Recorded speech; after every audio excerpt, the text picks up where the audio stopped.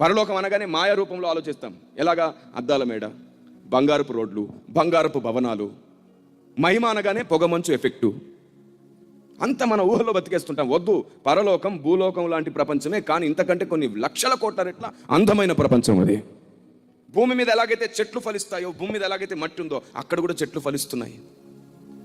పరలోకంలో నదులున్నాయి, పరలోకంలో పర్వతాలు ఉన్నాయి, పరలోకంలో లోయలు ఉన్నాయి, పరలోకంలో చెట్లు వాటి ఫలాలు ఫలిస్తున్నాయి. 12 నెలలు 12 కాపులు ఉన్నాయి.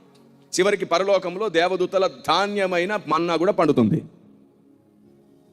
Praise the Lord. పరలోకంలో జంతువులు కూడా ఉన్నాయి, అవసరమైనవే, అనవసరమైనవి ఏవీ లేవు. పరలోకంలో పక్షులు కూడా ఉన్నాయి. ఇంకా గట్టిగా మాట్లాడితే పరలోకంలో వాహనాలు కూడా ఉన్నాయి. లేవంటారా?